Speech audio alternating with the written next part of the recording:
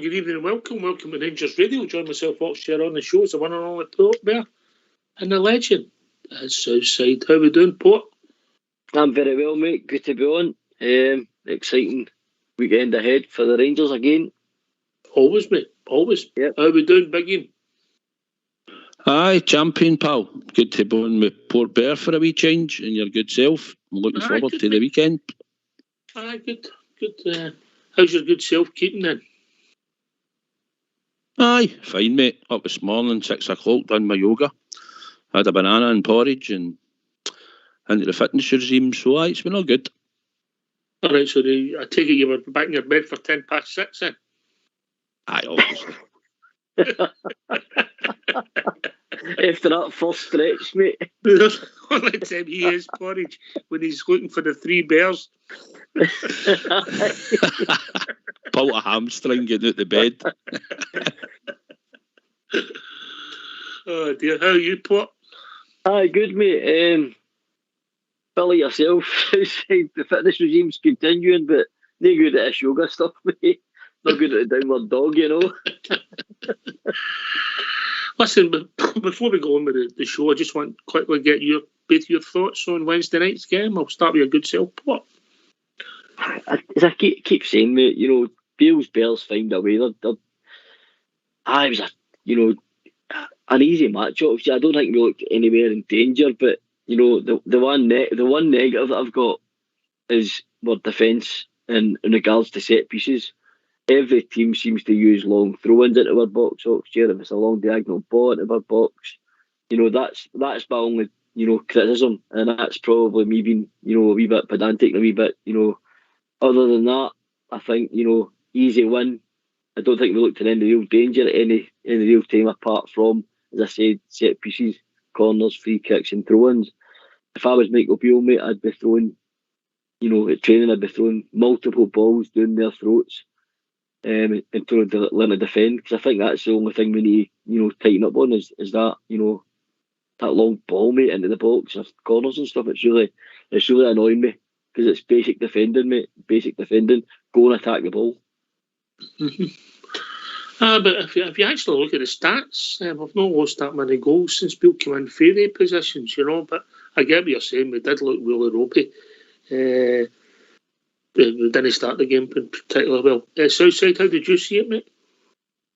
Yeah, it was exactly it. As soon as the game kicked off, the surface looked terrible. Where we were standing, the park didn't look great at all. But they started on the front foot, and then when they got that corner and we made a mess of it, and the boy headed it past the post, McLaughlin came out into no man's land, and none of our defence jumped at all to header a ball. I thought the warning sign was there, and then obviously people in about us were like, when they get the other corner, this doesn't look good, does it? And there again, nobody jumps in our defence, and the boy, he does it into our net, and we're 1 down again at the start. And the team didn't look comfortable at the start on the surface as well, sort of sliding a bit. But Kilmarnock then got the impetus for there, and they started to try and lump more balls into the box and try to go forward a bit more, but it settled down. I thought just after probably about the 20-minute mark, and we managed to sort of get ourselves more into the game and start to create a couple of chances. I thought at that time, Sakala looked to me slightly for his Southside. If I'm honest, when I seen the team on the way up to the ground, I looked at it and I thought, apart from Ryan Kent, you're only going to have Arfield making a run forward into the box. We didn't really have much creativity, I didn't think, in the team. But Sakala looked the most busiest in the first half. Alfie got better in the first half when Michael Beale pulled him to the side of the park and had a word with him on the touchline and was pointing a few things at him. Don't know exactly what he was saying, but Alfie just seemed to get more involved, and he seemed to go into the boy that was playing on the right hand side, the black boy on the right hand side for Kilmarnock. He seemed to go in and play onto him. So it was obviously something that he'd seen that he wanted him to do, and eventually we get the equaliser in the first half, mate. Aye, then we started controlling again, Port Bearer. Aye, it just after that, like Southside's touching on, mate. As I said, it's bang on. The warning signs were there with the first header. You know, the first goal we lose, in my opinion, John, John McLaughlin should be taking that, but since the 6-yard box, he should be coming clearing that out, including their defenders and strikers. But as you said, Alfie came into the game, started dropping deep into Lincoln with his midfield, and the wingers became busier as well, if I'm honest. And we went on, and as I said, mate, it looked comfortable, and I thought we could have went on and scored maybe 4 or 5, but we didn't, and that's the way the game petered out to 3-2. All right, put you on the spot here, Southside. We got the goals, can't get a goal. There was some good, bad and ugly, as I've said for the last couple of nights. Who's Sean for you, Southside? I think Kent was busy. I mean, the first half wasn't great. Ox, you're sort of looking, you're trying to pick out the best of the second half, and even you could probably fling Tillman in when he came on. We looked no bad, and he's trying to create and get a nice couple of passes a bit late in the game. Thought Kent done no bad and was quite busy, obviously got the goal. It was hard to judge a lot of them, to be honest, Ox, because of the surface. Borna, uncharacteristically, sometimes overhit the ball in the left back position when normally his delivery is good. But I thought overall, probably Alfie in the second half, Kent. Sakala actually fell out of the game the second half, about the first 15 minutes, or 20 minutes, he hardly even kicked a ball. As well as he was good in the first half, like you were saying, he was our most busiest player in the first half. So I think they two, anyway, definitely sort of crept into the game and it got us forward and up the Parcox. And I thought, obviously, Davis and Golson were good at the back. All right, so we'll put that one to bed.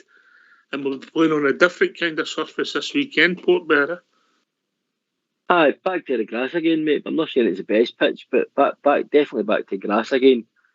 But against a tough side, mate. They created a shock, didn't they, St Johnstone against us previously up there. So, as I said, mate, I think it'll be a very tough game, very tight. I think they'll do their usual sit-in, with 11 men behind the ball, if I'm honest, and try and make it difficult for Rangers, especially in that tie. All right, if it's all right with you, Southside, I think we'll hear for the gaffer. We'll maybe get hints of what's happening and who's lining up, and we might be able to look at how we're going to set up tomorrow. Might get some clues, Southside. Aye, it'd be good to hear what he's got to say. Right. Let's hear the first part from Michael Beale. In terms of score being stronger or not, you were looking for the results from Kemar Roof's scan, did you? Yeah, I think it'd be 4 weeks. So Kamar, we're not going to go down the surgical route with it. It's one that's in between giving it time or having surgery. We've decided, or Kamar's decided, that he wants to, he's feeling better, but it'll be 3 or 4 weeks before we see him back. So probably the middle of February in time for the cup final. Good timing from Kamar. Is that a bit quicker than perhaps you'd thought? It was one or the other. It was depending on what the specialist said about having an operation or letting it try and heal. And it depends on what grading it is. I'm not an expert in that area, but that's what I've been told to regurgitate back to you guys. In terms of the squad, is it Trolak back for the weekend? Tony's back, yeah. In terms of this game, there's obviously a huge Rangers support. How big do you think that's going to be away from home? It's been big in all the away games so far. Wherever we go, we know we've got a fantastic support. It helped us massively up at Dundee United. It helped us again midweek. We've had some really difficult away games recently, and obviously the weather and the changes in pitches and all that. And I expect all of that to be involved tomorrow, which is a really tough cup tie. So that's something that seems quite unique to Scotland, that you go to an away ground and you'll have 3 stands full of Rangers supporters. Yeah, obviously, and it's nice for us because for our players, we go there and we know the crowd's going to be there behind us and supporting us. I think the crowd, our fans, are aware that it's a very, very important game, and we're aware that it's going to be on a tough pitch against an opponent who's going to make life really difficult for us. But the most important thing tomorrow night is that Rangers are in the next round of the Cup. That's our focus, and I'm sure the fans that are travelling up to Perth are aware of whatever it takes. We want to come away tomorrow night with a victory and into the next round. Michael Casper and Ryan Kent, really good performance from him at Kilmarnock. He spoke about his future after the game. Presumably, when you're having those discussions with him, performances like that for him help if if you're selling Rangers as a place he should commit to? Yeah, Ryan's been here a long time, and he's had some really big moments like the team, and like the team, he's had some moments where he's had disappointment, and I think it's important that I've come back in. The most focus the last few weeks is playing the games and getting the results. We're fine. There's a bit more of a break next week, and then we're back into a 3-game week then. At this moment in time, I just want Ryan to concentrate on football. I don't want to put him under pressure or be speaking to his representatives about contracts and finances and where his head's at and where our head's at when we're in the middle of a 3-game week where we have to win every single game. So you park some things, don't you, to when you get a break, and that's what we've done. I think that's helped Ryan focus, and I think he's playing really well. And I think that the front three in particular, their numbers in the last 7 or 8 games have been pleasing, but also their effort as well. I think their effort's been top. That front three, you've spoken before about keeping them unpredictable by giving them that freedom. That's played out pretty successfully. You must be pleased with that front three really settled after a handful of games. Yeah, I think obviously there was a big urge for Fashion, Sakala and Alfredo Morelos to play when I came in, because they hadn't played much in the weeks prior to me coming in or regularly. So you've given that opportunity and they've rewarded the team. I think Malik Tillman's also had a big impact, and Scott Arfield running out of midfield has given us another goal threat. They've gone and got 4 or 5 goals between those two as well. So I'm pleased in an attacking sense. There's a little bit of anxiety sometimes defending, but as I've said a few weeks ago, for a team that goes and scores as many goals as we do, sometimes you can't defend while you're attacking. There's a balance to be struck, but we're certainly a team that wants to put people in the final third and go and score goals. Michael, can I ask, obviously tomorrow's a cup game, do you feel any additional pressure to win both cups, given where you are in the league at the moment?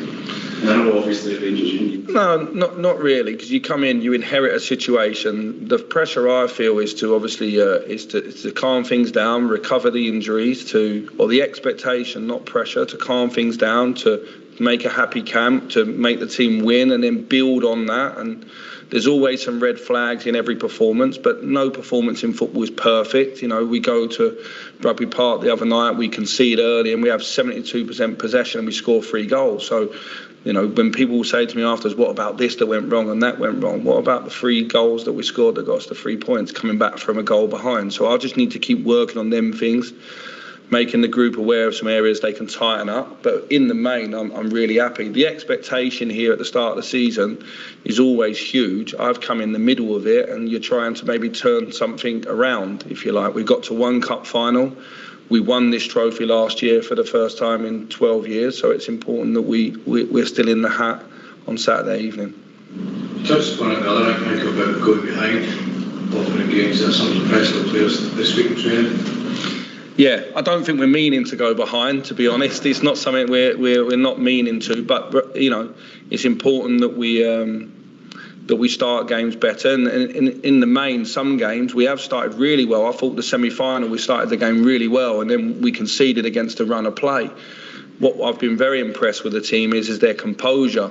That's something in my previous time here we had to work very hard on, that when we went behind that we didn't start forcing things. I've been very pleased with the composure and the amount of passes we're making and the variety of goals that we're scoring. I'm really pleased with that. So if we can just tighten up on that area, then that should lead towards me having a few calmer afternoons and evenings. Everyone okay after the other night? Yeah, everyone's fine. We've managed the group quite well this week. Obviously took Ryan Jack out on the AstroTurf just to protect the situation he's got. Glenn played. Glenn came off at the end, was a bit sore in his ankle, but he's recovered fine. Antonio trained today. He's not fully fit, but he's there if we need him, like Kamal was in the cup final. So that's a blessing. And there's nothing else to report, really. Everyone else is fine. All right. Thanks for that, Fox. Southside, Kemar Roof. We can't catch a break, can we? Now we know the extent, the time, which is unfortunate. Aye, just when you want him to be where he was at the semi-final and sticking the ball in the net, which we were looking forward to, getting him back in the park, because we know that's what he does, and now he's out again, possibly for, as you saying, 4 weeks.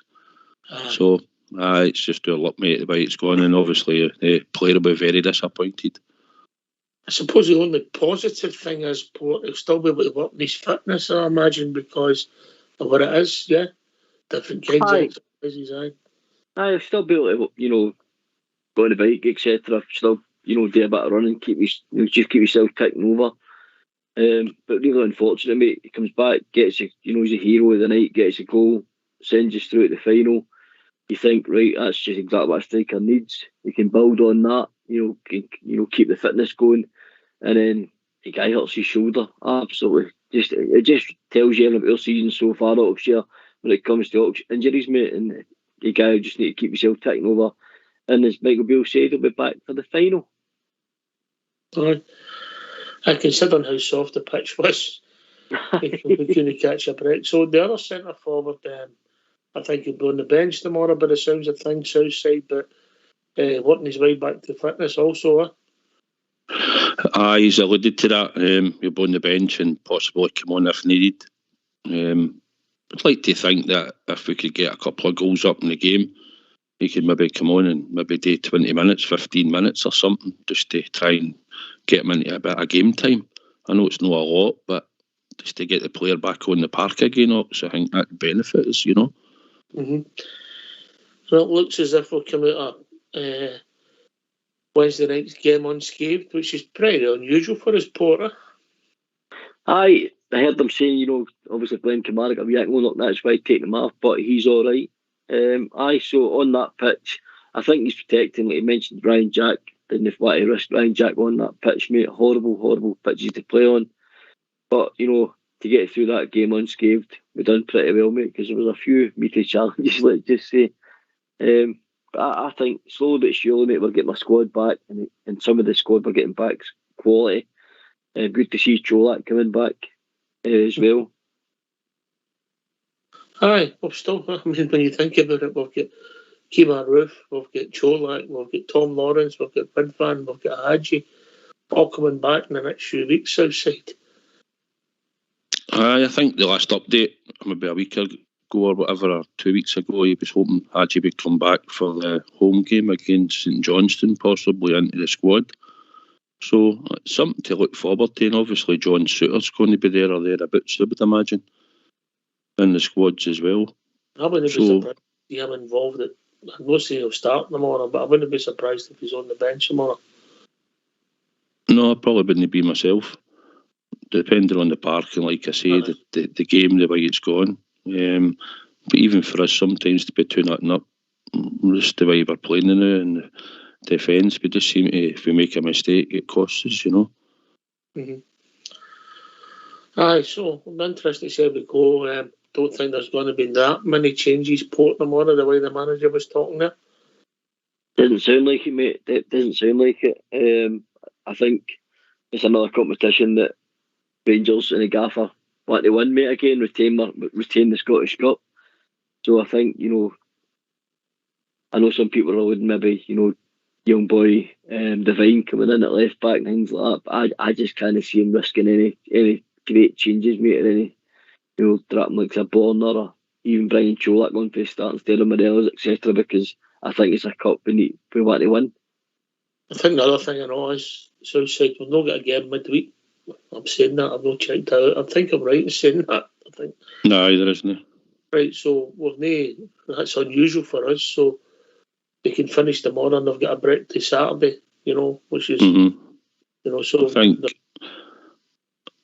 I think the way he's shaped the team lately, just my opinion, I think probably Kamara and Arfield would come out along with John McLaughlin. I think you already said Alan McGregor would play on the Saturday. And I think probably Tillman would come in,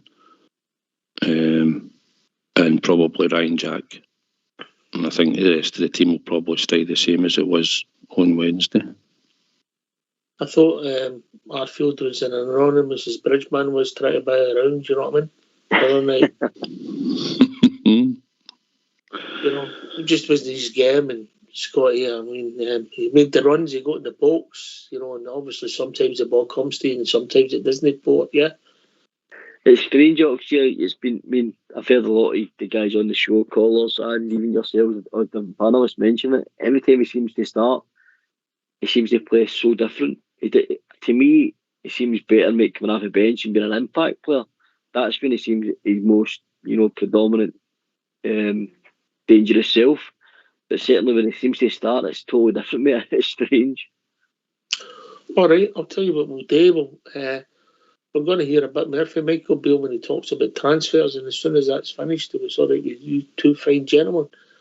I'll invite callers in 0141 356 1972. Phone in, speak to the receptionist, and we'll bring you into the call and you can comment on anything Rangers are likely to. All right, boys? Superb, mate. Let's hear again our gaffer, Michael Beale. Michael, another media conference, another chance to ask you a question about Todd Cantwell. It's getting closer. How close?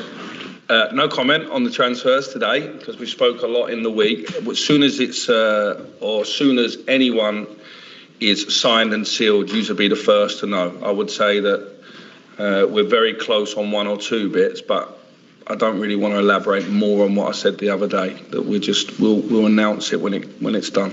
So if I ask you about Nicholas Raskin, you won't? No, I won't budge either. Another good player, to be fair. Player I remember a lot from the time we played Standard Liège. He missed the first game against Rangers the night that Kamaru scored that amazing goal, if you remember. But he played in the second leg. He's a player that I'm aware of, very good player that's obviously out of contract in the summer and is attracting a lot of attention. There's an interest from us, but I'm sure there is from a number of clubs. That's the best answer, not talking about a player. Anyone's ever given me tremendous. I like to compliment good players, and he certainly is one. But final question on that then, Morgan Whittaker, is there a bit of a standoff on him? There's not a standoff. Obviously, we're doing the business in private, and obviously in South Wales, they've obviously spoke out about it, so we don't want to add to that because the boy's gone back there off of loan. He could be in their squad this weekend, so if he's in their squad, he's their player.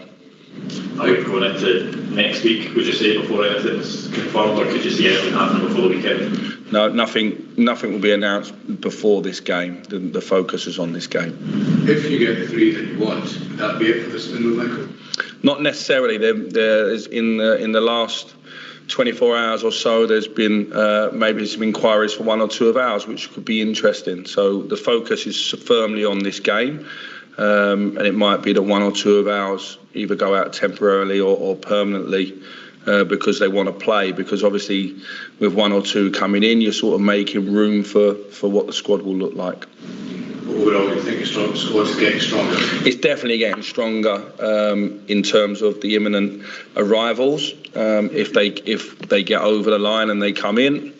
And as I say, with this window, it's been fairly quiet in all the leagues, but as we're creaking towards the end of the month, more and more things are becoming available and maybe some opportunities there. It's important that we recruit for the areas I think we need.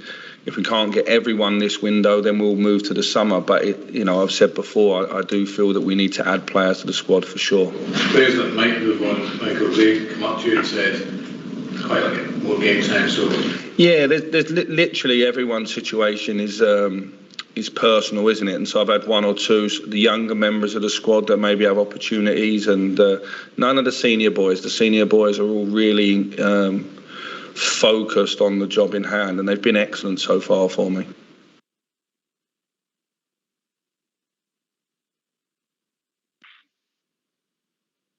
Okay, thanks for that, folks. I think we all know we're just waiting to announce Todd Cantwell. There could be another one coming along, as we said, hinted at yesterday, Southside.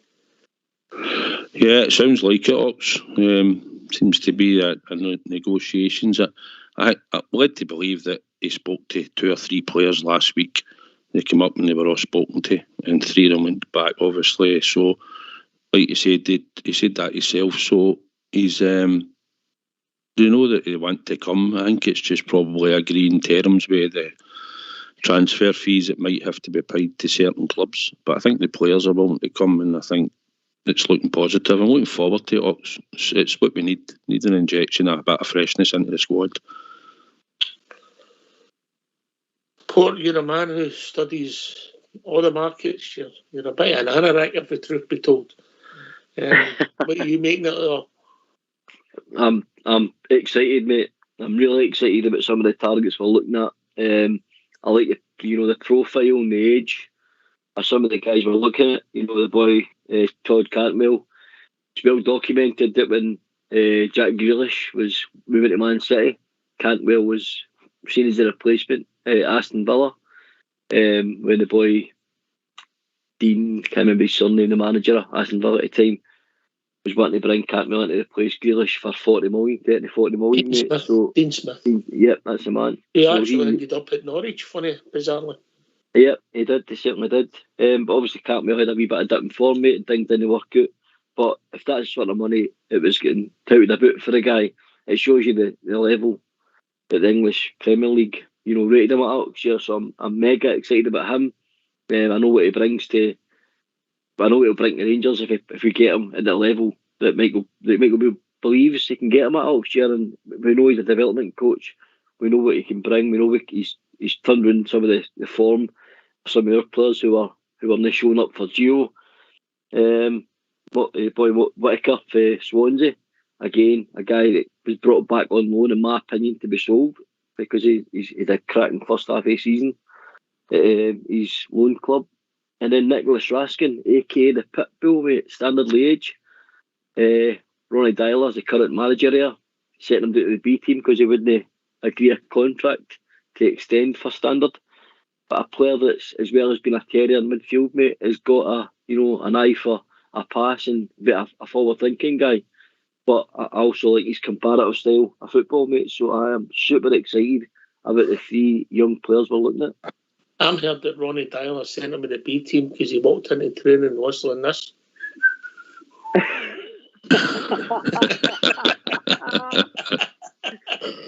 So excited for you. But I say that he seems to have identified these are the sort of players that we seem to be looking at. Maybe Dion Sanderson was another one that was mentioned, but I think he might be a summer transfer. We might be trying to get him. But I like the look of the 3 of them. I don't know a lot about them, I'll be honest. But if they're sort of going to play in the system that I think that Michael Beale's looking at and they're attacking, and I think the wee boy Raskin's got a wee bit of dig about him in that and does a lot of running about and gets stuck in. And you're looking at Cantwell, who's got a bit of craft and a pass in him by all accounts. And I've seen wee clips of him. I had a wee look the other night just to see, obviously. And he scored against all the teams in the Premiership, like Arsenal's and Chelsea's and Man City's and that when he was playing at Norwich at that time. Obviously fell out of favour with the manager slightly and that, and things haven't worked out. So hopefully we'll get the best out of him. Where did we play him? You've got this new. Where are you playing him? I would think if we're what you want to play a 4-2-3-1. That's what we seem to play, mate. Where are you playing him? Well, if he's playing a 4-2-3-1, I think he either plays on the left coming in. Intro deeper than that. Well, I would play him wide left slightly, but as in he's going to be in these because the fullback's going by him. So I'm saying probably where Sakala's playing now, to be honest, if I'm really picking it. Because the way they're playing it, we're playing it just off the front. He's going to play in there, and he's unless he plays Glenn Kamara role, left side of midfield. If you're playing a 4-3-3, then it's left side of midfield. Let's get the Anorax where he's playing him. He'll know. Well, predominantly when he showed up for Norwich, he's right footed up here, so but he did play on the left, loves to cut in, and link up with the forward. In the 4-2-3 system, I think it could replace Kent. It could replace Kent. I know Southside's probably happy with that, mate, but it could be competition for Kent, mate, because Ryan Kent's not really got a competition, is he? If Kent signs on, it could be the battle between Kent and Cantwell to see who takes that place, because that is his strongest position. All right, so we're saying that Kent's a midfielder and Cantwell's a midfielder now. Is that what we're saying? No, well, I'm playing 4-2-3-1, mate. So Cantwell, in my opinion, can play anywhere along that 11, 10, or 7 role. I think it'll be Raskin and Lundstrom who'll sit, mate, and Raskin will be wanting to break forward. All right, okay. Just interesting, where we're going to pull him. I think there's a time when particularly Ibrox where I don't think we need two sitters all against a lot of these teams south side. No, probably won't. You'll just play the one. It's going to be interesting how we'll set up the team. Because I'd like to think if we could, because obviously before the end of the season, you'd like to hope you'll have a fit Tom Lawrence and more of a fit Hadji back. And if we had Raskin and Cantwell, and if we're really lucky and we can manage to even get Whittaker in, then we've got a lot to choose for. And I just don't know how you... Did you say Stephen Whittaker? No. All right, sorry, I just thought... I bet you're not the one to say that. I wouldn't have him for him, no. He wouldn't be back for the half-time draw either, along with Naismith. I can curse. All right, it's an interesting port. This is your bag, innit? You love all this, don't you? I do, mate. I love every January. I sit, with my yellow tie on, watching a transfer window just count down. I love all the leagues, mate. I keep an eye on all the, the Premiership, whatever, to see who the movers and the shakers are. In particular, obviously I've got a big interest with Rangers, and I'm excited because I believe Michael Beale's playing a great game, mate, as well. I think he's keeping the pressure. He's told them he wants to. He keeps mentioning it. He's been quite shrewd and quite clever, and he's pressers about it, letting that board know. He's done his bit. I've done my bit. I love it. I love it. Absolutely love it. But as I say, that if that's the first three we get in, mate, we'll be in a very good place. And as the Southside touched on, Dion Sanderson's a target, and then we had what else we had in the summer as well, mate. It's exciting times. All right. I think I would rather do yoga with Southside and sit and watch Sky Sports all day.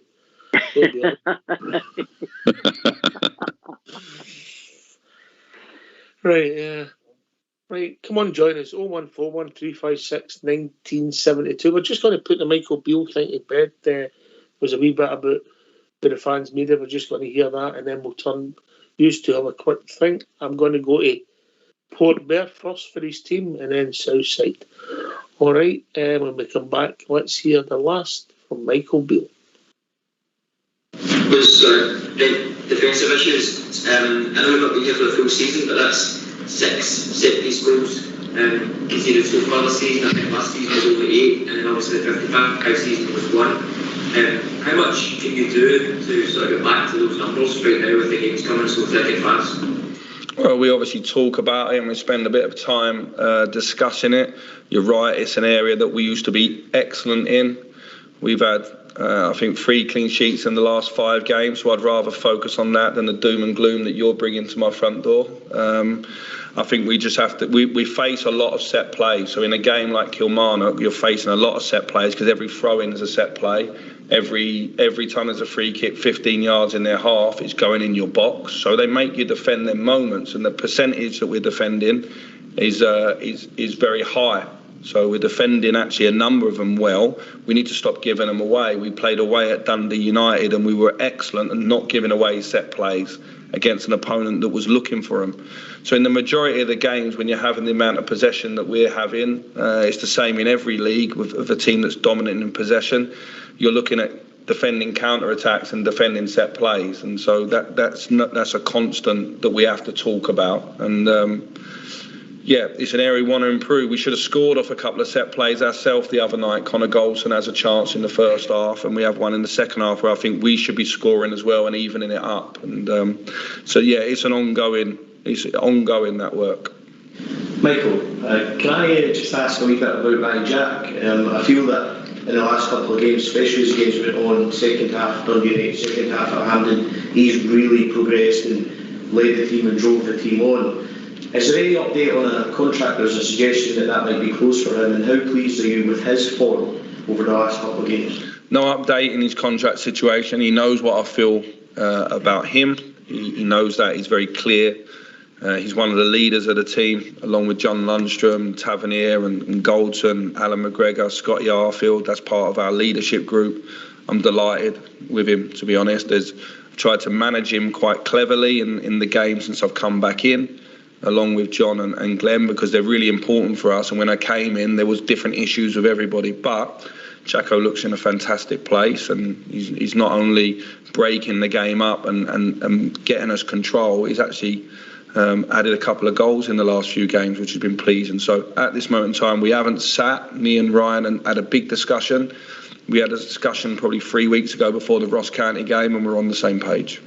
See, with regards to the likes of Ryan Jack, when you factor it in with Ryan Kent, Fashion Sakala, individuals maybe starting to get towards their peak performance, how pleased are you with that? And is it just a case of trying to get others up? You spoke a wee bit about anxiety and ironing out a few things. Is it all heading in the right direction for you, and you're happy with how it's going? I think so. If we can, let's navigate tomorrow, because I'm aware, we're a big club and there's always a disaster waiting around the corner. We can't come off of it. We're still trying to push consistency in the way that we play, consistency in team selection, because I think then the relationships on the pitch are stronger. I don't think it's that complex. I think if the players play together a lot, their understanding of each other is good. If they like the way the team's playing, if you collaborate with them and you get their opinion on the way the team's playing, and then you go out and train it and you drive the standards, I think generally I start from a position of strength. It's a fantastic football club,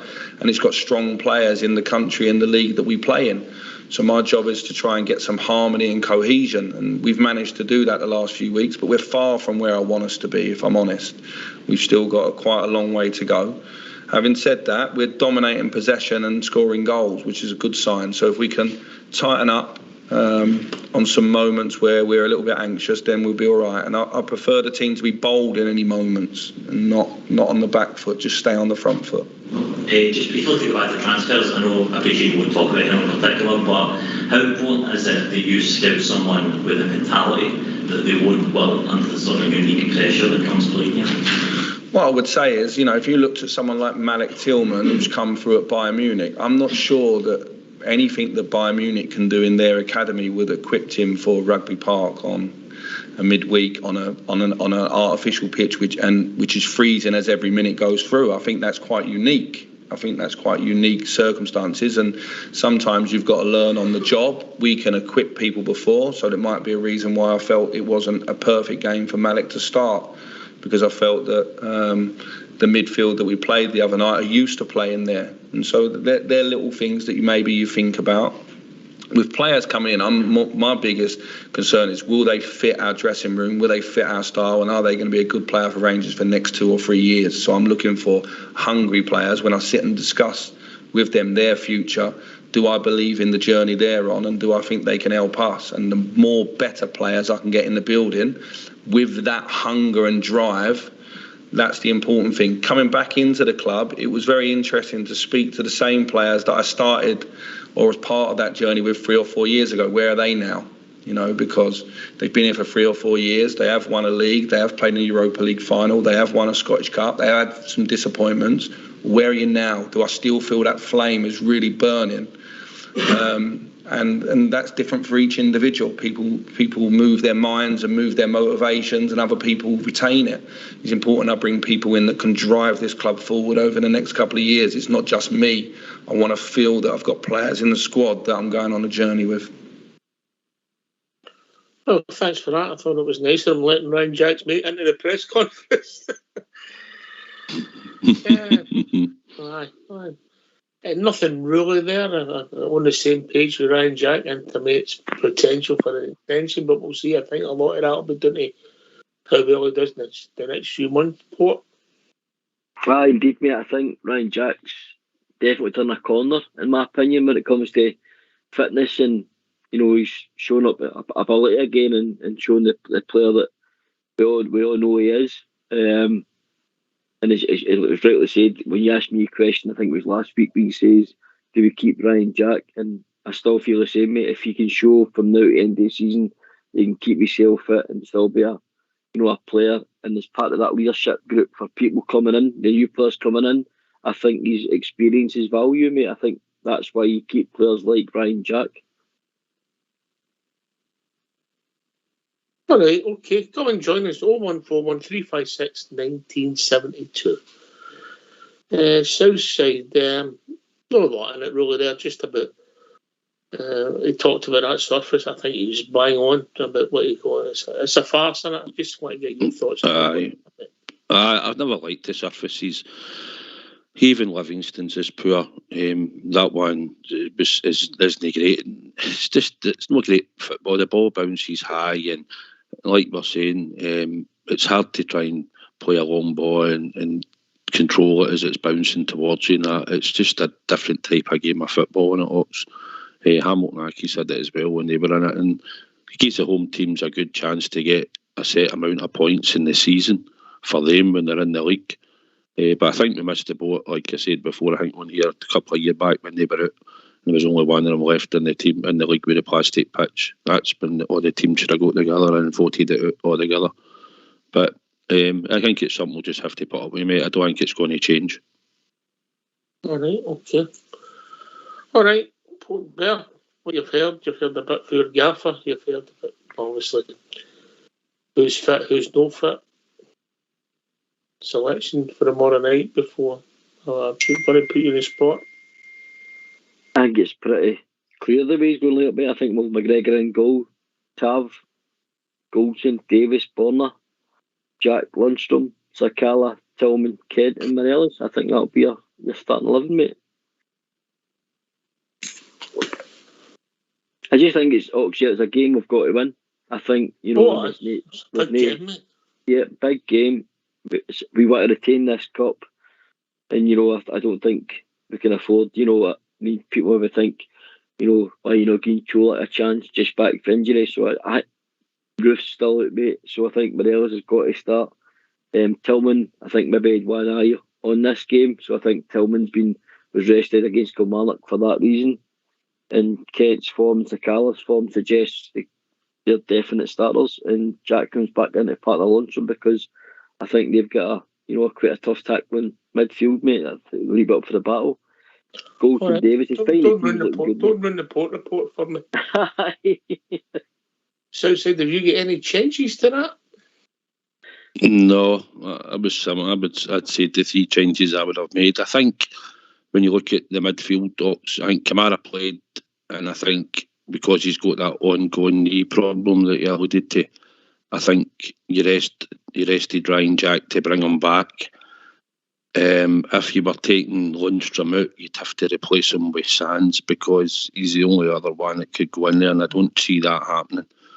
I think up front, you'll probably have Kolak. He's alluded as well that it's just a wee bit early. So obviously Alfie will start.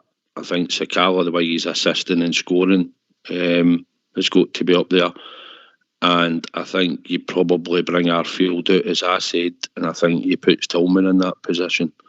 So I think that at the moment, that's probably our sort of strongest team at the moment until probably Kolak or somebody else. We get 1 or 2 back regular playing. That seems to be our strongest team at the moment, in my opinion. And Michael Beale's by the sounds of it. So why are you taking Kamara at Port Vale? The only reason I'm taking him out, mate, is because I alluded to that ankle knock, or that sort of wee knock he got at the end of the game. That's the only reason I'm taking him out. I felt he was very steady the other night. He was looking back to the Glenn Kamara that I like. What I like about Glenn Kamara last year is he's got the legs. He's great movement, great touch. Oh, yeah, leg man. Sorry, mate. Yeah, leg man. yeah. Used to watch that video for ZZ Top, didn't you? But I just think because of the comparative style of St Johnstone, mate, that's a wee bit that sort of worries me with Glenn Kamara at times when the chips are down and we need to dig in. He's not that type of player, mate. So I think Jack and Lundstrom come back in for that reason. No chance of Jack and Kamara starting Southside? Well, you probably could. I'm slightly different for Port. I think we rested Jack for a reason. Lundstram, you could have played the two, but I think you'll probably rest Kamara just because he's managing them, Ox. And I think we've got to get somebody with a bit of creativity into the team. And I think Malik Tillman comes in for that reason, in my opinion. That's why I would put him in. Sakala's going to buzz about all day. You know where he'll be. He'll be flying about both wings, off both sides, and hopefully he'll get in about it and score. Alfie command their defenders, hopefully. And obviously Malik Tillman's got the touches and he knows where the goal is. He showed up that he can score. He's got a bit of craft about him, so I think that's the team that I think he'll pick, but that's just my opinion. Probably be wrong. Aye, well, interesting to see how it pans out. And I think Lundstram had an excellent game in the Old Firm game. The last few games, he's not impressed me, but I think that might have been his first time he's played at Kilmarnock. I might be wrong with that. I don't think he has. So I'll give him that one a free hit. The surface, I'll get that port. But I just don't think, and I know he's carrying an up, so I'm giving him a bit of leeway with that, but I don't think his form is his passing. I think his passing has been slow and not consistent, mate. He has it. I'll agree with you. Sometimes he's like pedestrian, and that's in his movement. He seems to want to just sit and slow the game down and dominate that sort of central area in the centre circle. He's not really been, if I think back to his form during the Europa run in the second half of that season, his movement, he was looking great. He was looking, he was going to get involved in, goals at the edge of the box, goal against Dortmund, etc. But it's well documented, mate. He's been patched up. He's been taking injections. He's been taking painkillers to make himself available.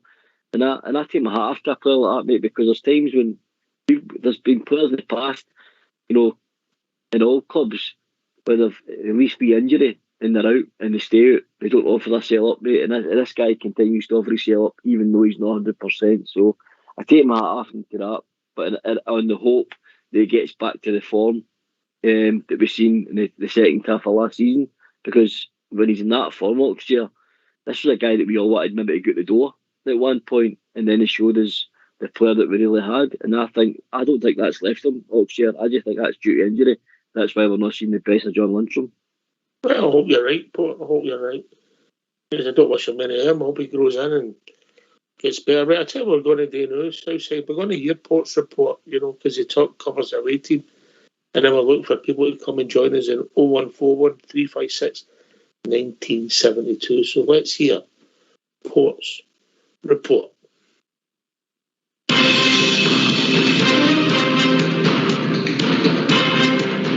Hello and welcome to Port's report.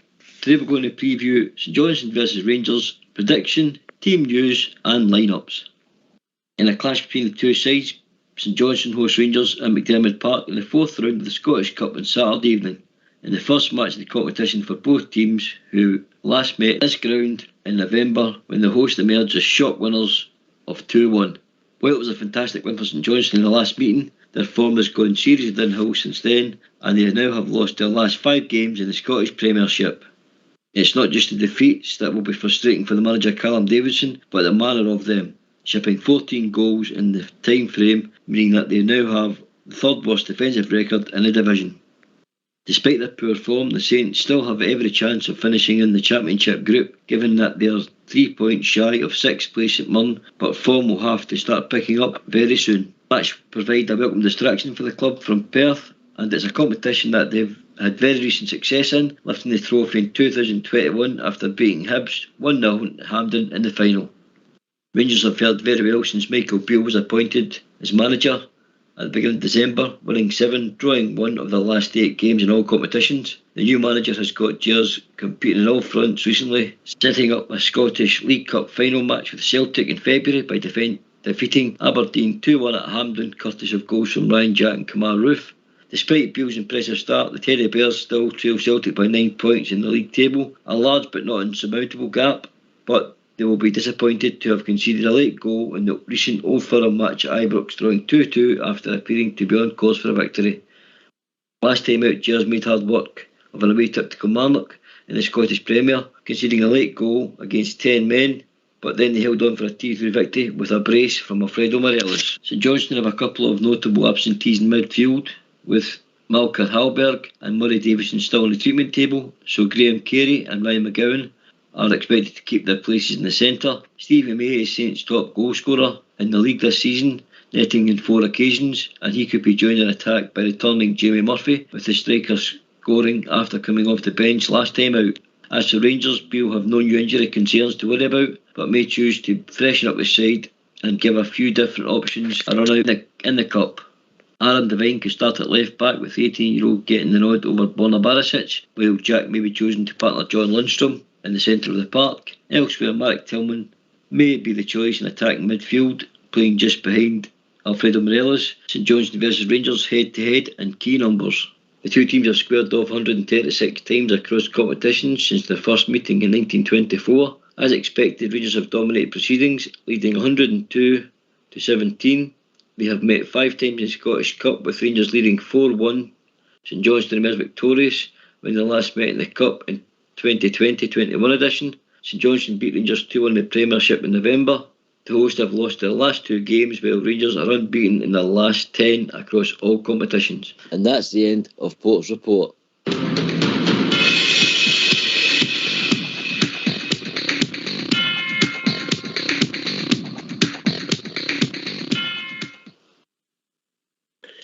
Well, it's the last 2 winners of the Cup meeting tomorrow night, Southside, and we're due them one actually, aren't we? You know, listen to some of the stats, immediate stats. Aye.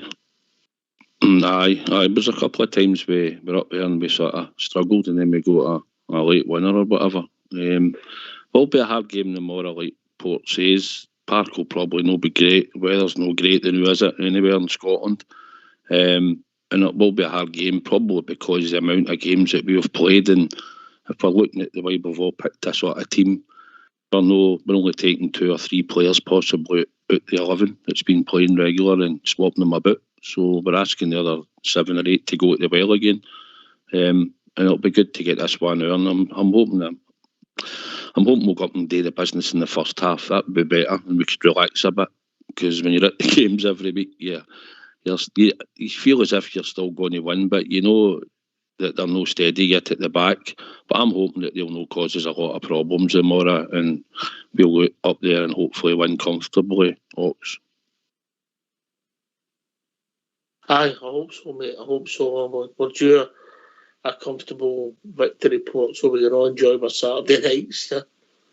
Aye, indeed, mate. I think we're, the way we dominate games last year, the last game, 70% possession against Kilmarnock, and that's the way it is most weeks, to be, if I'm really honest. But this game teams a goal at a start, immediately puts the pressure on you, and then all of a sudden the teams, they're nervous, that the game doesn't flow as well, and although we're dominating without much penetration, mate. So I think we're well overdue to go there and absolutely, continue to dominate teams, but get maybe that early goal and then a quick one to follow it, mate. And then it's amazing because then the handbrake comes fully off, the team relaxes, the football starts flowing, and it's a lot easier, and it's also a lot easier for the fans, to watch as well. So I think when we click, mate, we click, and it's only a matter of time before we start, 1, eradicating that early goal, and 2, we start getting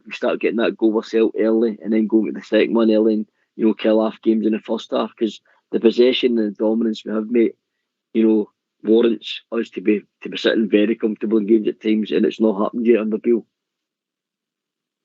Aye, no, it's true. I suppose the easiest game we had was the Motherwell game, but even then it was only, was it 1-0 at half time? Maybe 2-0, I can't remember now. It was a long time ago, so shit. No, Alfie Cedar, wasn't it? Aye, one Alfie for Bournemouth's Cedar, Cross. Maybe get 2 in the second half, didn't we? Mm-hmm. Aye, so we'll see what it takes us in the morning night. But it is a big game, Southside, because it's the 3rd round of the Cup traditionally. Upsets and things happen, and they'll be up for it with a massive home support behind them. Aye, I'm sure they will. There'll be a wee corner somewhere in that main stand. No, listen, we're favourites, right? Everybody knows that, and it is like a cup final for them in a way, because they will have they're trying to progress as well. But we should be able to go up there and win, and make it easy for ourselves, hopefully. But because we want to get to the final of the Scottish Cup, let's not kid ourselves. That's where we want to be come the end of the season, and it's good for confidence that we get past them and away from home.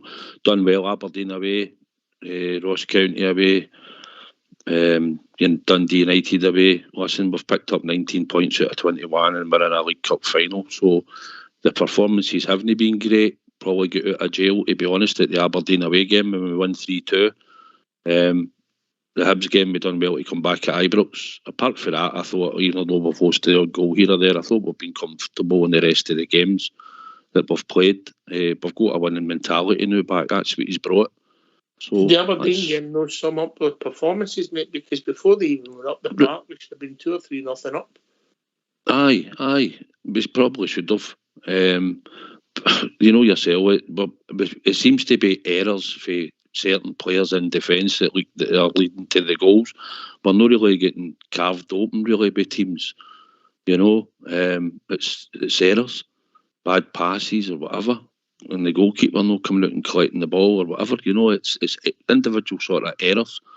So if we cut them out, then you're expecting us to be a lot better defensively. You know. Aye, man. The stats were mentioned at the press conference report, but they're no spectacular bad. It's just that we've lost some bad goals, if we're being honest. Aye, I mean, Southside's alluded to it, mate. You know, John McLaughlin, 6-yard box, that first goal, that's his ball, mate, all day long. And then the second goal, I mean, it's a great finish by the St Johnstone player, but Borna, ball watching, sweeping to the back post, mate, caught goal side. If his positional sense is better and he senses danger, you get some modern fallbacks, in my opinion, mate, don't sense that danger in behind the way, you know, like guys like Davy Robertson, etc., and that did at times, you know, proper, you know, real left back, defensive left backs, although, you know, Robertson was a great, you know, guy going forward as well. But these are the wee mistakes that Southside's touching on. That long ball, mate, long throw-ins. You know, it's basic defender at times. Oxford we're getting caught with, you know, that long ball over the top, or as I said, you know, set pieces. Every team seems to be wanting to try and get set pieces against us, Oxford, where it's been getting filled out round about the box.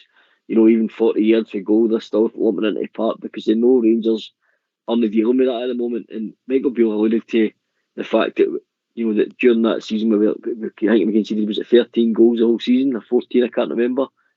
But, you know, that team's in that defence is showing, mate. We are genuinely good at keeping clean sheets and defensively very strong. We just need to tighten up a wee bit. And communication needs to be a bit better, in my opinion. And as Southside touched on, individual errors have to stop at the back, mate. All right, if it's all right with you two gentlemen, it's time for a tune. It's not a long one, Southside. I like the worries.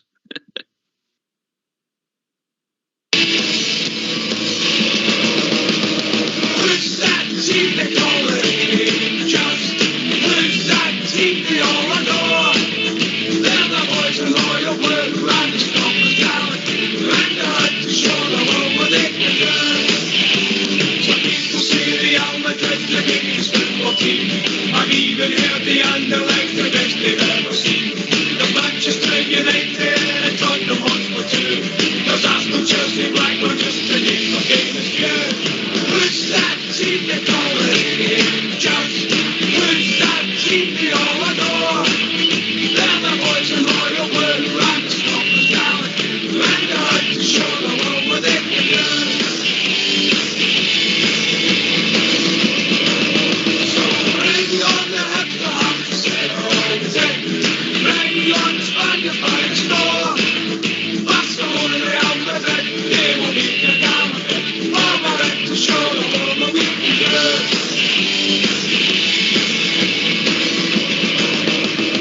Who's that team they call it? Just who's that team they all adore? They're the boys of loyal work, and the stoppers gallant, and the hunt to show the world what they can do.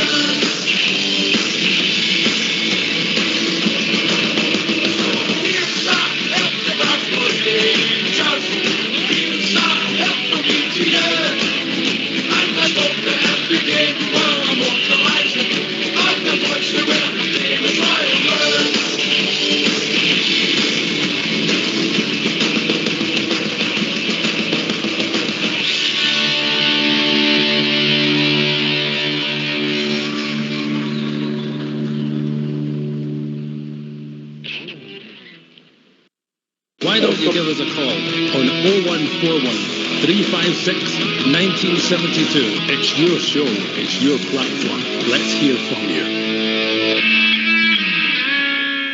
Yeah, so 141 356 1972. How's your luck, Biggie? How's your luck? We're going to do the Super 6. How's your luck? Oh, well, what a day I had today. I got out on the bike and I went cycling this afternoon. Bike?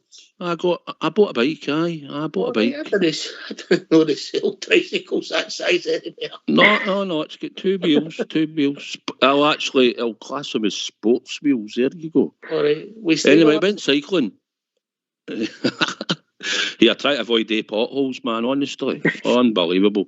Anyway, I was up. That's why I had to pull in. I was on the Great Western Road and I nearly got took out with a pothole, right?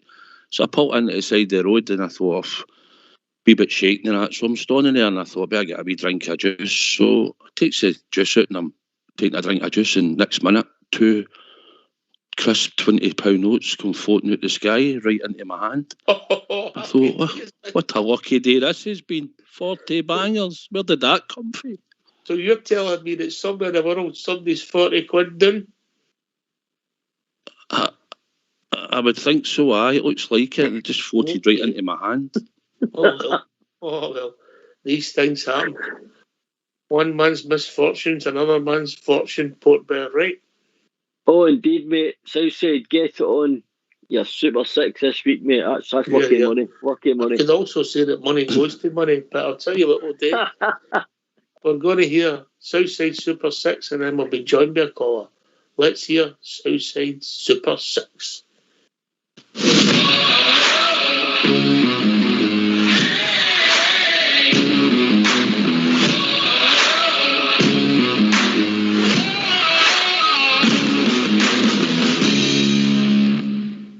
Hi, we're back again this weekend for Southside Super 6 on the 21st of January. My first selection this weekend is Brighton to win away at Leicester City. My second selection is Southampton to beat Aston Villa at home. The third selection this weekend is Watford to beat Rotherham. My fourth selection is Sutton to beat Crawley. My fifth selection is Grimsby Town to beat Harrogate. And the last selection is Livingston to beat Stenhousemuir away from home. If you take all 6 teams, it pays 46 to 1. And my Rangers bet this weekend is Rangers to beat St Johnstone 2-0 at 6 to 1.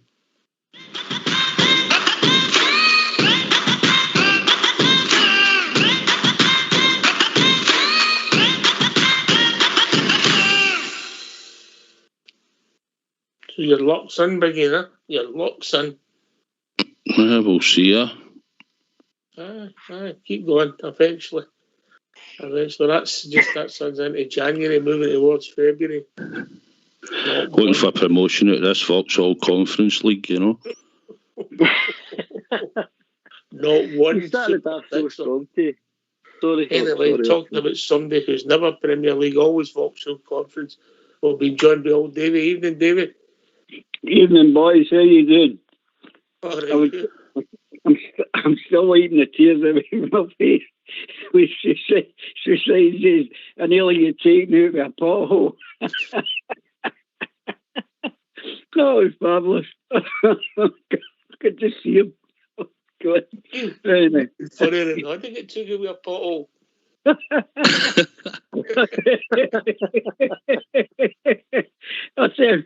I think there was a few potholes on that park the other night. That was brilliant. Anyway, what was I going to say apart from potholes? I thought Bale's he's very good at presenting himself. Shrewdy, mate. He's a shrewdy. He's like yourself. Well, you want to say that, I wouldn't disagree. But no, he's very astute. He gives you more, he lets you know what he's thinking, that he wants you to know. But what I was wanting to phone, what I was wanting to ask you about, guys, is how we're talking about how different individuals, how they're playing on the night. And I still think we are playing with a third of the team that have got injuries are playing, and I don't think that's helping us any, but we're still managing to get through it. But I still think there's guys there are playing with injuries, and they're not playing to their full capacity. I just feel that. Give us some names, David. Give us some names. Well, Lundstrom for a start. I agree. Who else? I don't think Bonner's fit. Bonner. All right, okay. Who else? Alfie. Is that enough? Well, the main players that have recently been carrying and basically they're the positions where we've been struggling to fill them up, and we're just something to play what we've got. I don't think you're alone in these thoughts. I think the managers alluded to that. Port Bear, Glenn Kamara, Ryan Jack, John Lundstrom, maybe even Tavernier. But I think at this time of the season there's a lot of knocks about most teams here, but we've got injuries, yeah. Aye, I fully agree with Davey, mate. I think, influential players such as Lundstrom, Jack, Tav, Morelos, well documented. Even we missed Golden for a big part of the season. Hadji, again, influential players that would and could have made a difference. I think, I've said it on the show, mate, it's unprecedented. I don't remember an injury season like this to have such, players where we've not got anybody of the same quality, or even if you can do a bit of quality next year, we just not get the depth in the squad to bring, guys in to replace Tav, to replace Lundstrom, Morelos, etc. So, as I said, these guys keep going to the well and keep putting themselves out there and available for Giovanni Van Bronckhorst at the time and Michael Beale. And that tells me a lot about players next year, because it's very easy for a player to go and sit on the bench or sit in the doctor room and say, I'm not fit, I'm not ready, I'm sore, but these guys are putting themselves out there and they have been up for criticism next year due to their form at times, but some of that form, as Davey touched on, could be due to injury. Southside. I think because we know and we've been told that they've got injuries and they've played through injuries, I think you've got to give them a wee bit of leeway. But I think your attitude and your application's got to be right. I think that first and foremost when you're on the park. But I think like we've all said, because of your injuries, Davey, like you're saying, they're not probably playing at their capacity, but to what they could be playing at. But I think as well with Michael Beale coming in, he's looking at them. They're all under examination, so they all know that. And some of them are willing to go out there and play with an injury, as they said about Alfie, that he might have turned up and no played, but he was wanting to play, or he offered to play. So I think you can say, well, at least they're going out and trying. And I always accept that players aren't always going to be 100% fit when you're winning games and that, and players are going out and playing with the odd injury or 80 or 90% fit. You never know. Nobody tells you, Dave. It's only because we've got this big catalogue of injuries. Yeah. And they're still happening at the moment when we get Roof back and then he goes out again. So I think that's why it's all under scrutiny at the moment, all the players, about the injuries that we've took all season. But I think hopefully next season when we get a pre-season under Michael Beale, whatever squad he's got, I'd like to think that we'll not encounter these type of injuries that we're going to get, that we've had this year. With full training session, a good proper pre-season. Davey, can you come, mate? Yes, I agree with all that's been said there. I'm very confident about what's ahead, because when even going back just 4 or 5, maybe just prior to Beale came in, I just felt we were going nowhere. I feel really confident now, and more so now that we can bring in a couple of players to where he can definitely see, like we've been seeing for a long time. But I don't think Gio could do it. But his hands were maybe tied the wrong way, and maybe Beale's getting a more freer range to change things a bit. But I think the way he's changed the setup has made a big, big difference. I mean, Lee Kent has come on there. I thought he was terrific. and that guy's been taking a power. And so Sakala, I thought he run his guts out. And whether he trips out the ball or no, he's still doing the business. He can trip there as many times. If he puts as many good balls into the middle as what he was doing, especially for the goal, he can trip there and sit in it if he wants, for me. What do you think's happened with Kent, mate? Port Bear, I think it's just a tweak, isn't it? He's just moved him for hugging the touchline and Bourne are running next to him. He's moved him, 15 yards inside and gave him more freedom to go both ways. I think what he's done, mate, when he came into the squad, you've heard him saying at his press conferences, he spoke to players, and within the early weeks of him taking over, he's probably sat doing one-to-one, had team meetings, and told them what obviously he expects from players. And individually, he's probably put his run a few, he's probably kicked a few up the backside to see what he wants to, what he expects out of each individual player. And then Ryan Kent, because he's known him so long, I think what he's done with Ryan Kent is saying, look, you've got pace, you've got ability, but you're not performing to the levels that we know and the Rangers fans understand you're capable of. And we need you to impact games a lot better. So I think that sort of man management style next year has went a long way with a number of players. Sakala being another one as well. Me personally, I think Michael Beale deserves a lot of credit, mate, because what he's shown is his ability of coaching, development, and his man management with individual players. Because all players need a different, whether it be a kick up the backside or an arm around the shoulder. I think Michael Beale showed that he's quite influential when it comes to getting the best out of a team and players, and I think that bodes well for anybody joining Rangers, in the future. Here's a question for you. I'll go to Southside first for this, then you can chip in, David. When does he start as manager, finish? When does he move on to the next part of his management, Southside? Is it once he loses a game and they move on, you have to see how he reacts, or is there X a number of games? I think you don't want to see them really get tested, but it's if we hit a sticky patch at any point, it's how we see how he reacts. You can see the style of play I think we're going to be looking at, and we're going to, like he's alluded to, we're going to have more players in the opposition half than we're going to have in our own half at times. I just think we judge him just as he's going forward. I think it'd be good to get this League Cup. I think it'd give the whole club a boost, the players a boost that's there, and any new additions that are there at the time. And I think it's good for him. I think then he can go and say at the board, look, I've got a cup of this squad and I'm looking to add to it, and you need to back me here because I've got a wee bit of success with what he's got.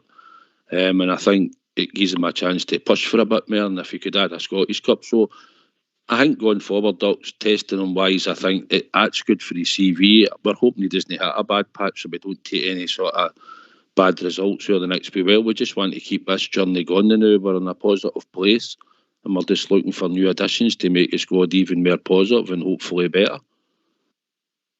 Davey? I think Suicide said it all there, actually. Spot on, whatever he said, he was spot on.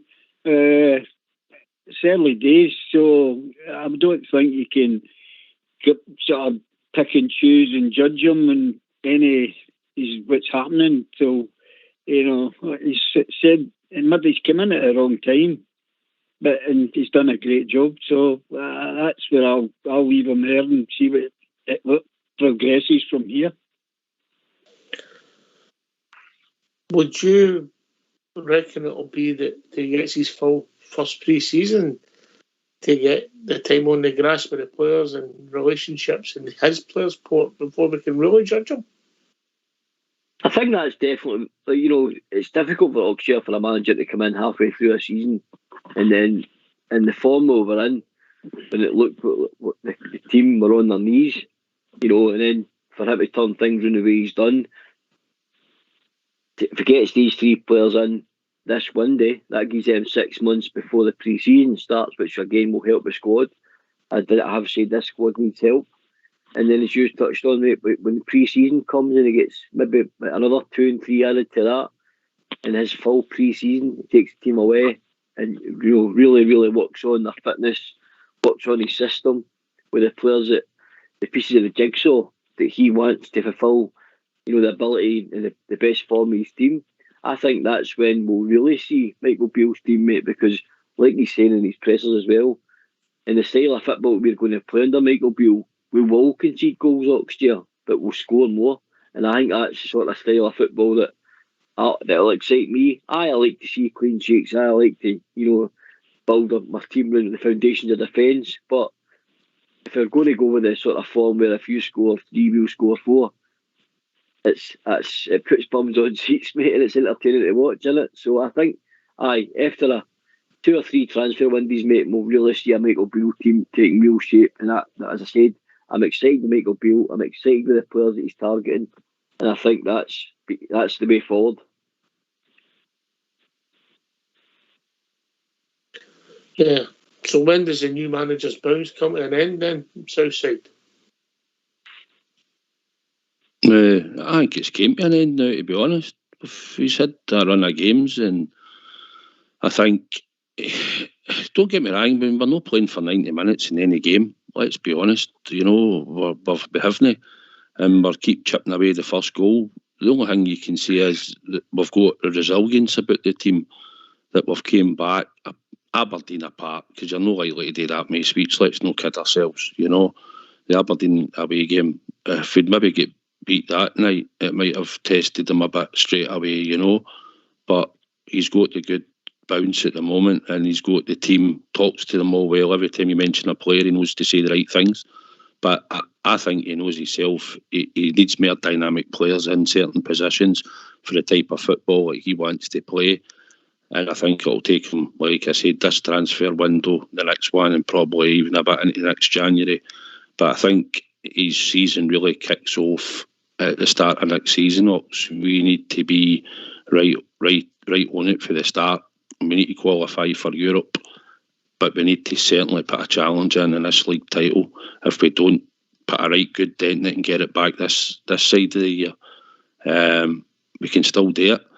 But we've just flung it away before the World Cup because a lot of the players just weren't playing properly and had gone through the motions, some of them, and that's what's cost us, unfortunately.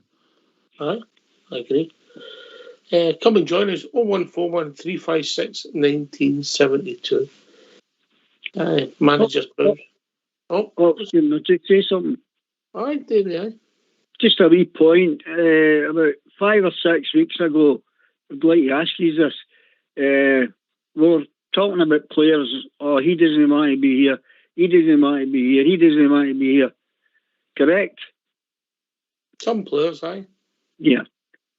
Do you think, and Ryan Kent was one of them that was getting it, do you think the way that man's been playing, that people could judge him and say, oh, he still doesn't want to be there? I don't think so. All right. You said you were going to say a few words. I was hoping it was good night, but I'll take that one to Southside. Knew that was coming. Sorry. I think he's tried, Davey. I don't think you can fault him for lack of effort. I think sometimes on the ball, his judgment calls at times and that aren't great. But I think the goal he scored against them, and also the goal he contributed the other night in that type of surface, I think you've seen the good and the bad. I think when he ran through it first, I thought he was going to header the ball on into the box and then drill it. And when he cut it across, I was like, where's that going? And then Alfie popped up, and then even he couldn't cross it back and then into anybody. And then obviously Kent appeared and finished it really well. It frustrates me a wee bit, Davey. I want him to do well when he's playing. But my own opinion, I think if we've got the type of players that we're going for, and we've got Lawrence and we've got a Hadji, and if they come back totally fit and are playing in a Michael Beale team with maybe a Raskin and a Cantwell, then I'm asking you, do you fit Ryan Kent into that team? I think Ryan Kent does his best work personally for the left-hand side. That's my opinion. I think if you get him isolated by a defender or give him the ball in space on the left, he can either go down the wing or come inside. I think he's more dangerous there, but a lot of people like to think this free role is benefiting him. But I don't really see him putting in a telling pass at any time, running across the park or anything like that, opening a team up at the moment. But I do know that he drags players about.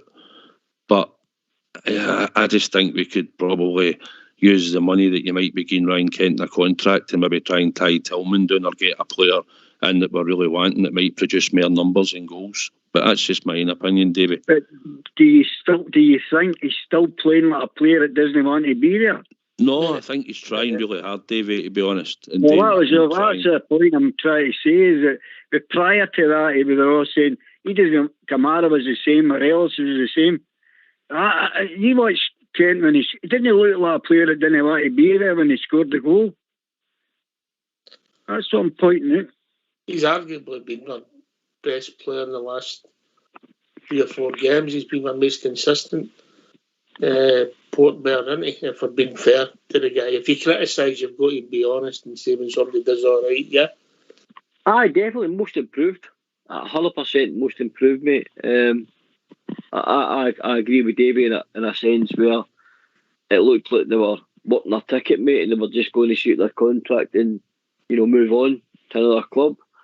But since Bill's come in, he's changed the fortunes of these guys, as I say. He's probably spoke to them, see what's going to make them click, see what their future, where the future lies for them. But I also understand what Southside's saying in regards to if we get the targets that we're after: Whittaker, Cantwell, Raskin, Keep Tillman, Hadji, Lawrence. That's a lot of power, mate, when it comes to the attacking and playing behind a striker. And if Ryan Kent's going to stay, then he's obviously going to need to fight for his position, mate, because that's a hell of a lot of talent to be up against him. And it's been documented on this show and with fans in the stands as well. His numbers aren't the greatest when it comes to assists and goals, but he seems to be adding that at the moment, Oxford. So he's definitely improving, and his consistency levels are improving. So long may it continue. But if we get that with them 5 players just mentioned, that's competition, mate. That's real competition in depth. 2 goals a month, Southside during a 10-month season, and they get 20 goals a season. Listen, see if we could add these numbers, it'd be good. He frustrates me, but I understand and all, like we've all spoke about, when you play Kamara and Jack and Lundstrom and there's no Tillman, and Kent was your only player that would go out and try and create, you're putting all that onto him. I understand that, and maybe with 1 or 2 of the players, his performance will maybe even get better because you'll get a wee bit more freedom, and the fact that we're not relying on him solely at times to go out and try and win the game for you or create. But I just don't know where you would play him if you're starting to add these type of players into your team. But that'll be down to Michael Beale and Ryan Kent. And if Ryan Kent's happy to stay and he wants to stay and the money's right and Rangers are happy to keep him and Michael Beale sees him being a right important part of the team, then great. I'll support him 100%. But I do acknowledge he has been one of your most better players. I said against Kilmarnock he was one of your better players, and against Aberdeen he took some treatment because he was all over the park getting kicked all over the place at times. But he's looked better in the last few games than they had been in the past. I'll give you that, definitely. And you come, Davey? Yeah, that sounds all right. But I think we're getting a wee bit ahead of ourselves here with different aspects, talking about we're getting this player, we're getting that player, and assuming that they're going to come in and hit the ground running. And that'll not happen. Hopefully it will. But you can see what we've got now, and you've got to depend on that at the moment. But we can't assume that this certain person and that certain person is going to just turn that team upside down. It just doesn't work like that. No, but this time next week we'll win our 4 injuries, put.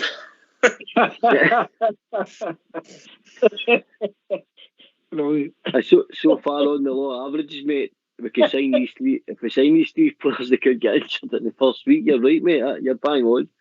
I get what you're saying, Davey, but do you not think, and we're only talking if much babies here. Aye, but hypothetically that sounds good. But hypothetically, doesn't he win you matches?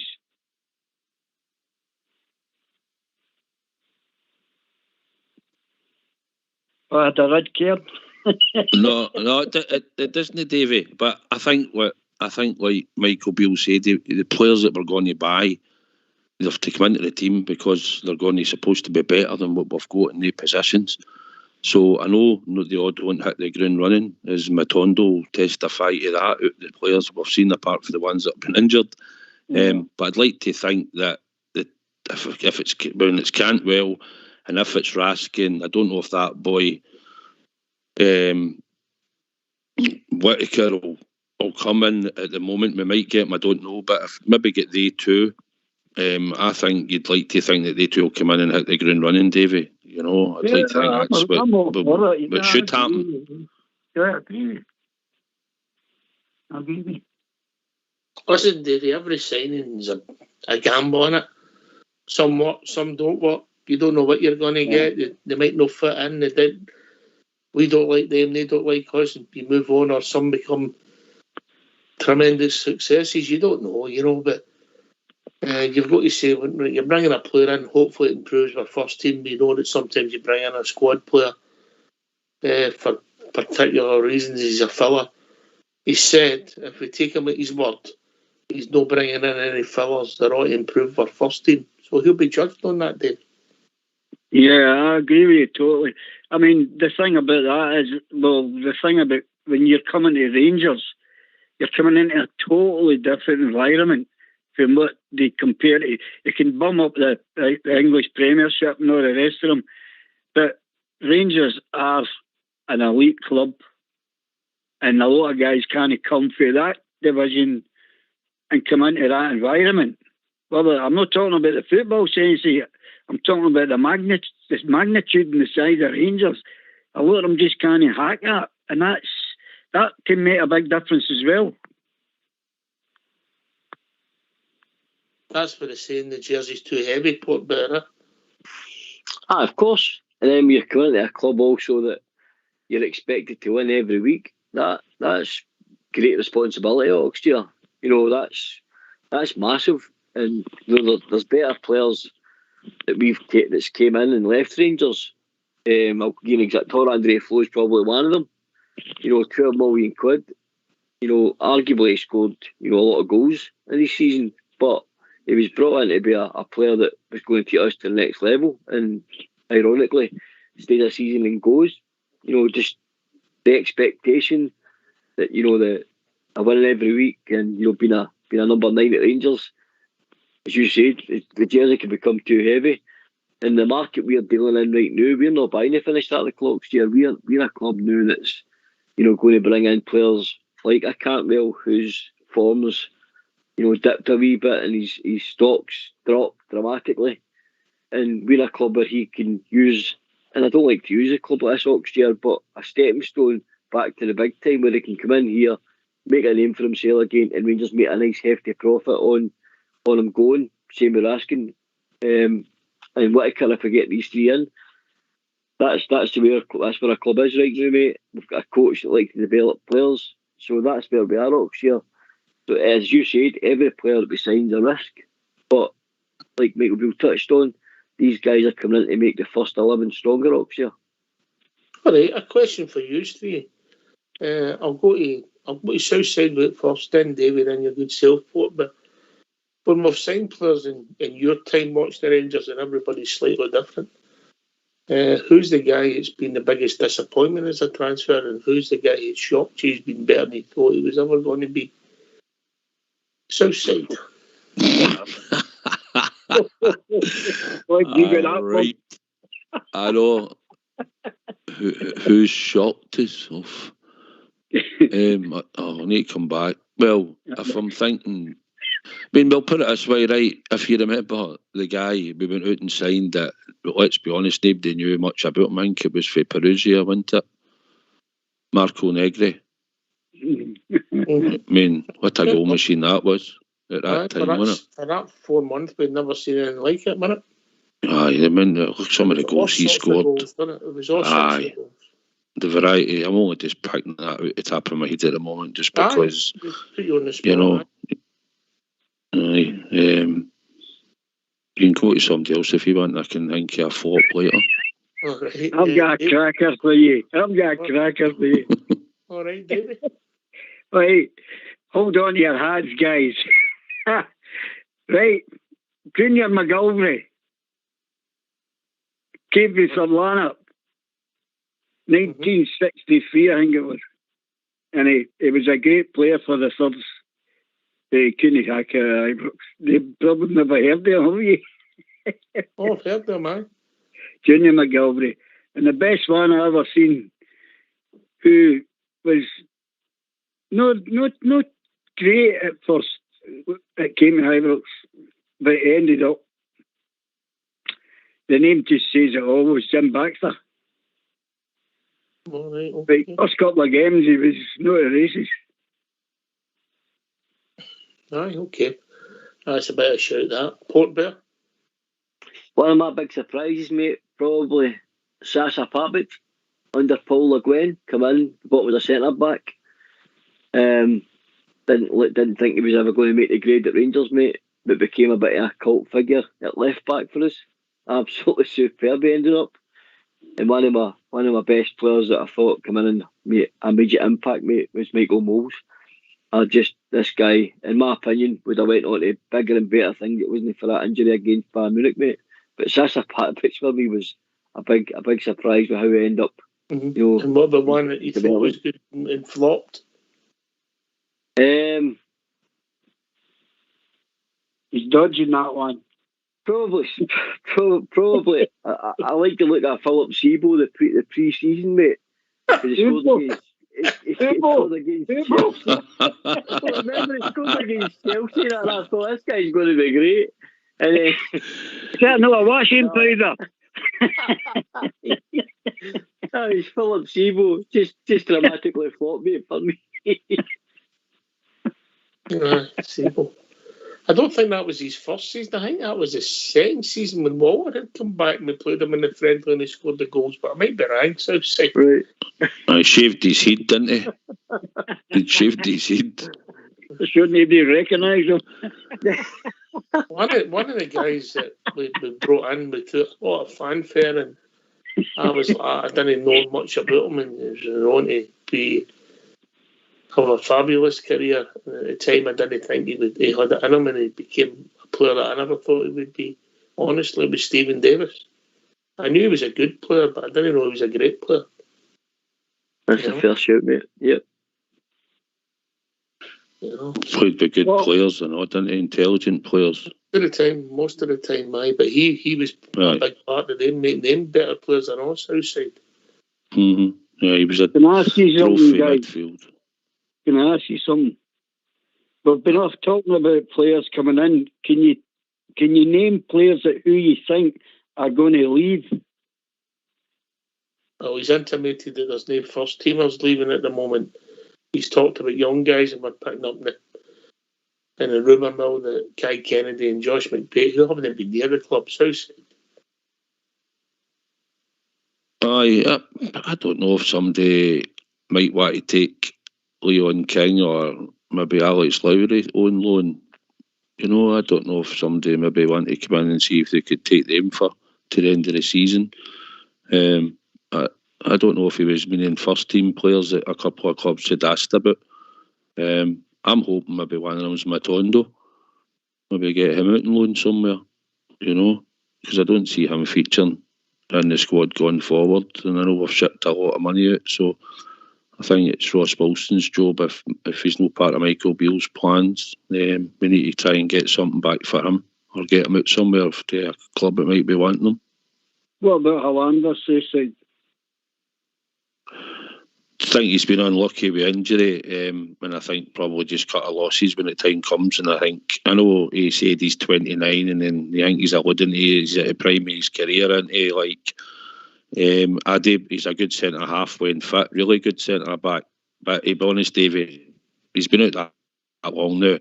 I don't think it's somebody we could come back and maybe have confidence to rely on. So I think the best thing to do is let him go with our good wishes, and he's done well for us when he was fit, to be honest. Yeah. Right, come and join us in the last part of the show. 0141 356 1972. Port Bear.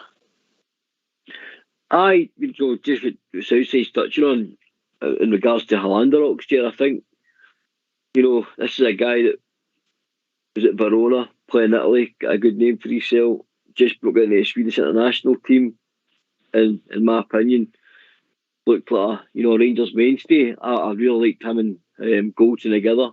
Probably one of the most natural defenders I'd seen. Probably brave as a lion, similar along the lines of Richard Gough. And I just think it's an absolute shame where he's ended up with. I think that's for a guy who I had high expectations for to end up being a crock. I feel like he's absolutely been so unlucky with injury. I just wish him all the best, mate, and whatever he does, because I think that's him probably kicked his last, ball for Rangers. I'll not forget his goal against them right enough. That'll go down in folklore. But, I wish him all the best, mate. It's an absolute shame it's happened to a big man, so it is.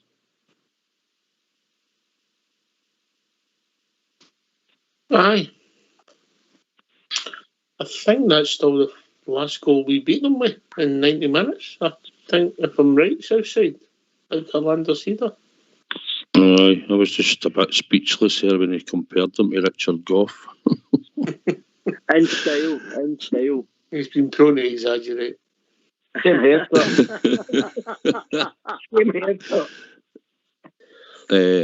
don't get me wrong, he was on his fit, and I think he complimented Connor well when he was in the team. I think he gave us a balance in that on the left hand side. He could read a game.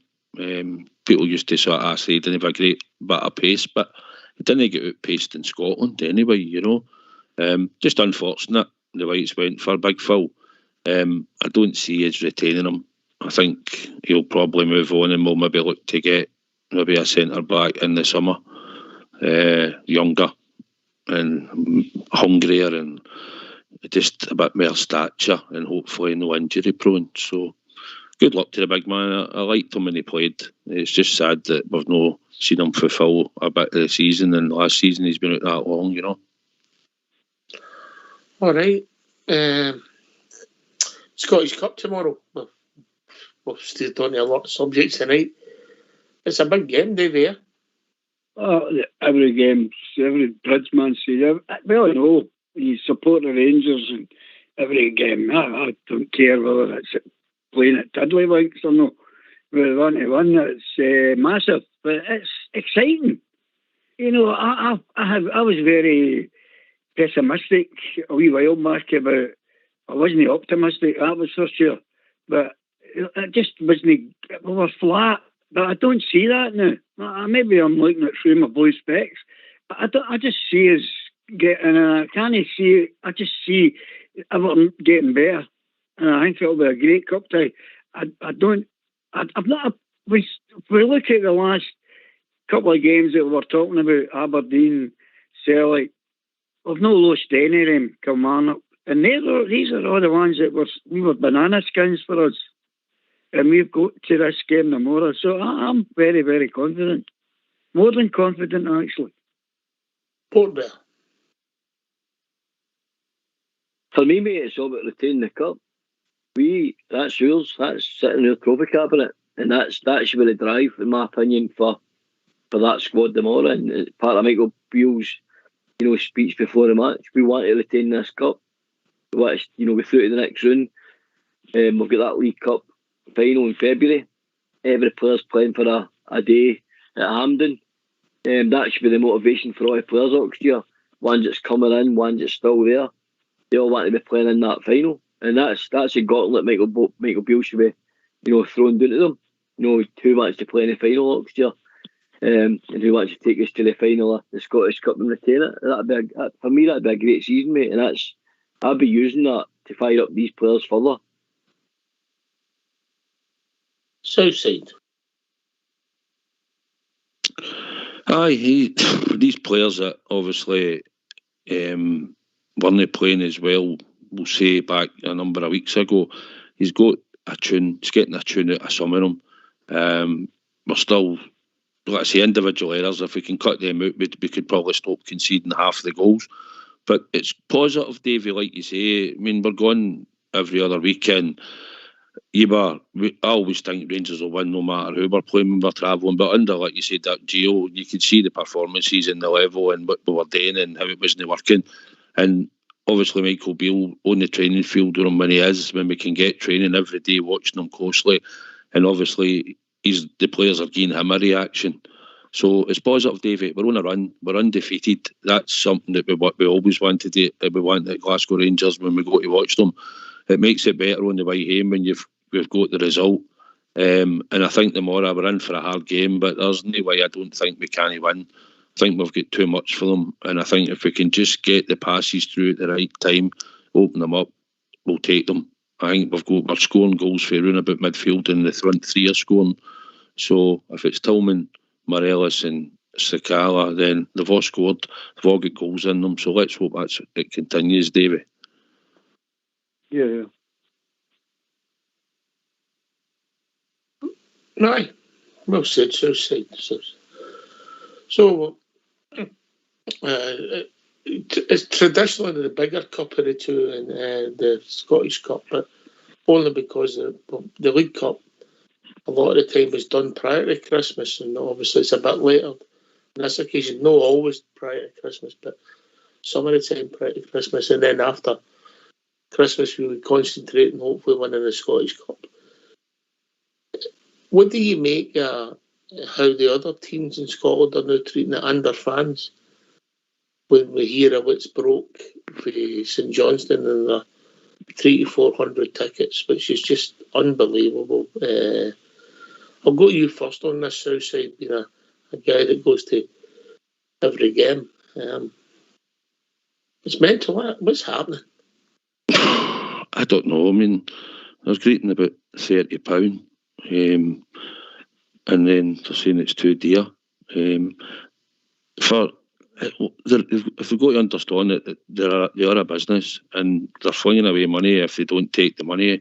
So I don't see for the vast majority of them that go that they can complain about much, to be honest. Also, it keeps their club alive if they fill 3 stands there tomorrow at the money that that's getting charged.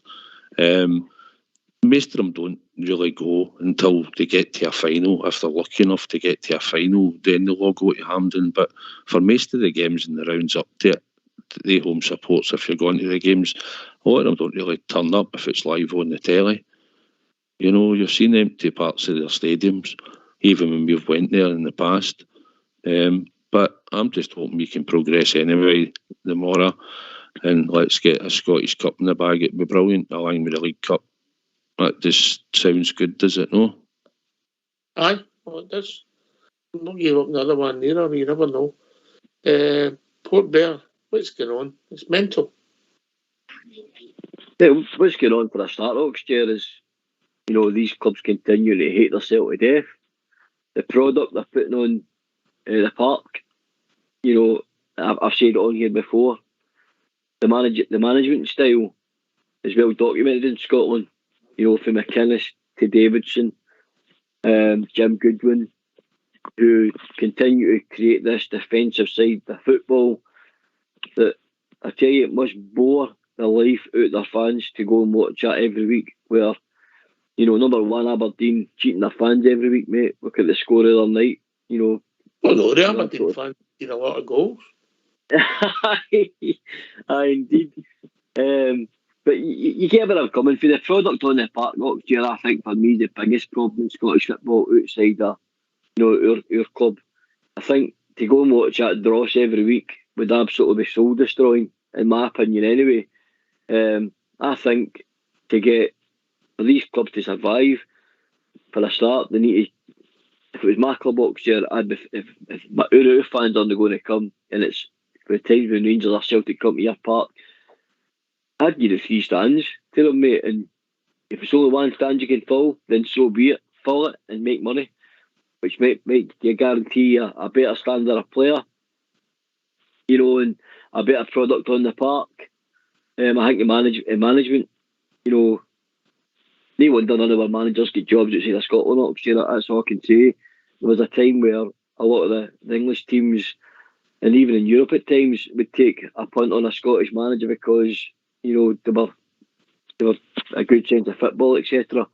You know, and it was a product people like to watch on the park. But right now, next year, can you think of a manager outside of the old firm that would get a job even in the Championship? I can't, mate. I really struggle. I really struggle to think who would, because the kind of football that we're promoting, which sometimes, you know, goes on TV and it's on Sky Sports, etc. It's absolute dross next year, and no wonder the clubs are in the state they're in. They're hating themselves to death, mate. Well, their manager will get in the big picture, won't he? Aye. Right, Davey? Oh, I think everything the boys have said there's all you can really say about that. They're only cutting their nose up to spite their face. I mean, it's they're the ones that are losing the revenue. And it was the same with Kilmarnock as well. But I think the Livingston are the only team that will benefit in financial terms when they know that they've not got enough supporters to do what they tend to do with the spaces they've got left. And St Johnstone indeed, all their supporters who would have liked to have went, there'll still be empty spaces there. So it's crazy that you say it just doesn't make sense, but that's what it is, unfortunately. What's your own thoughts, Ox? Well, I mean, it's not a new thing. That I think that there was a campaign in England for away fans at 20's plenty, Southside, yeah? You know, because you've got the expensive there was. travel. And I don't think that's a bad thing in some there's some moral arguments to put up against that. I think the problem with this is you're not talking about nothing to 30 quid. You're saying that maybe the tickets maybe should be 20 quid, so you're falling out with your own team or a tenner for a big cup tie, which used to be the biggest draw. Cup ties were the biggest draw for crowds, no league matches historically, Southside, yeah? Aye, and then they'll probably say it's a category whatever because we need X amount of police because the famous Glasgow Rangers are in town. Aye, so they need to pay for it. Yep. So they need to put a few quid on the tickets, yeah? So, I don't know, I think I'll use the phrase that you've used, Port there. It's hating itself to death. Without that money, they can't develop their park, can't develop their actual pitch, and they can't help develop players, and it's just, we're on a wheel that has to be broke and fixed, and it has to be done by the administrators in Scotland and fix it. Last weekend was a classic. The farce it was the two semi-finals being played at that time of the year within 24 hours of each other. It's just crazy. Southside. The biggest laugh back in the day a few years back was when it came, we'll have sell-out Saturdays, if you remember, if we demote the Rangers, you know. We'll fill our ground every week. And, you know, the only team that I give any credit to is probably Hearts. They at least fill their stadium. They don't give us a lot, granted, they used to, but I think they've got a lot of season ticket holders in their ground, most home games. But Hibs used to give the full end. I went back to it, but they started to cut it off, and then they tried to put Hibs fans in there, and it didn't work. Aberdeen's cut our allocation because they can't fill their ground either when we got up there, so they've cut our allocation. And now Kilmarnock does it, they give you one end. Fair play to St Johnstone. They're going to take the money because they're a business. And like you say, as Port said, it might get them a better player. Just their fans, which are usually about half a dozen in a dug. I mean, I've seen there in the section that they take in the big long section, there's probably about 30 or 40 wee guys jumping about all dressed in black. That's what they've got in there with a couple of flags. The rest of them are along the east that stand sporadically, sort of moved about. And then Rangers are in both ends behind the goal. So the Mora, they've done the wise thing for their chairman. I think it's the Scottish Cup. Probably think this will be our only chance to get a bit of money in, because we'll probably get back out. So fair play to them. And he did say he's going to look at it and maybe rethink it. So we'll see going forward if he does. Well said. Sorry, sure. On you go, mate. Do you think, I'm looking at outside of Scotland, right, and I'm going to just mention the Bundesliga to start, for a wee sort of, for the top of the Bundesliga next year, I watch it to the bottom of the Bundesliga. Every one of their stadiums are full every week, and if you watch it on TV and it's on Sky Sports, if you watch it, no matter if it's Hoffenheim and Mainz, it's playing, the stadiums are jam packed next year because they make the tickets in a price range where it's everybody can afford it. Absolutely everybody can afford it. I'll give you an example as well. Dortmund and Bayern Munich, it's €30 a ticket to go and see it next year. A big game in Germany like that. Do you think that would benefit Scotland? Do you think if we'd made the product cheaper? And I know it has to be a better product to watch next year, right? And like Southside touched on, Arsenal jumped on it. Sorry, mate. I think there's a problem in world football, mate, that players are taking far too much money out of the game at all levels. Yeah, that's a good point. That's a good point. Much money. And they can't, they're at a ceiling. If you look at the turnover of some of the teams that were mentioned in the top 20 teams, obviously, I think 11 of them came for the English Premiership. I think it was yesterday, Southside. Well, they've got astronomical turnover, but some of them are up to their nice balls in debt. So, aye, does the German government help put sport in that? Do they know sort of help subsidise some of it as well? So when you buy a ticket in Germany, mate, you get free public transport to the game. I was just about to say that. You come out and you get on the bus or the train, and it takes you into the town centre after the games, and it's all part of your ticket. I mean, you don't get that up here. But that's a good thing. Well, to be fair and all, David, he gets his ticket and he puts a penny on it, and that gets him his free travel.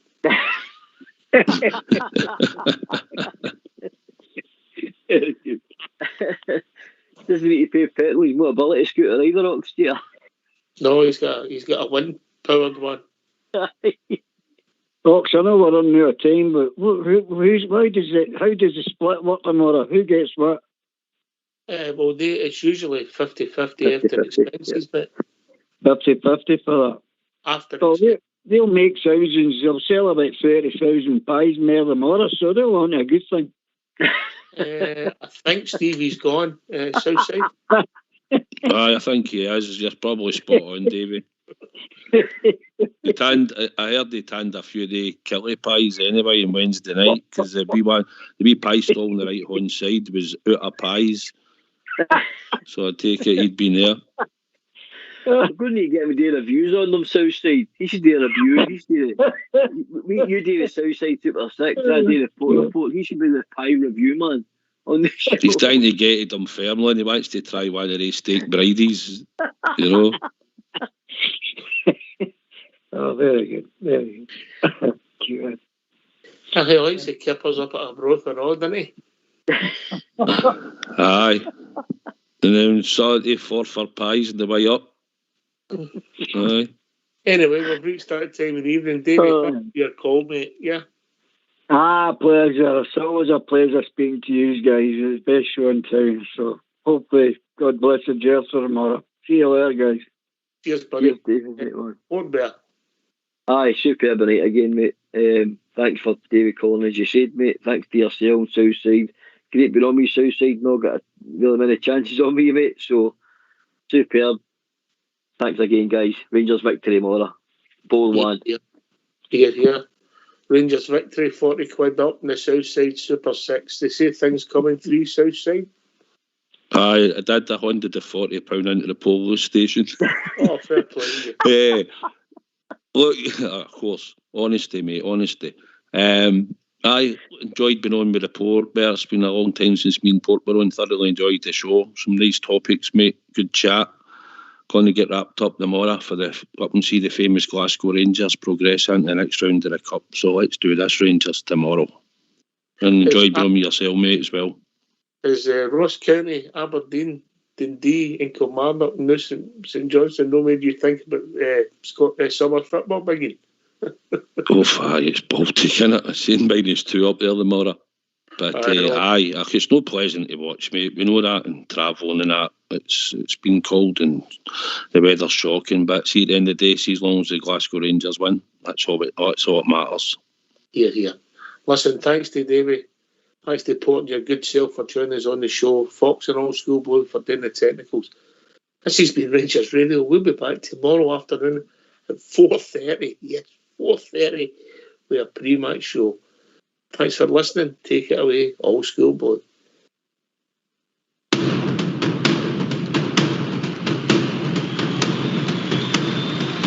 Every Saturday we follow, we cheer the boys in blue, the most successful team in football.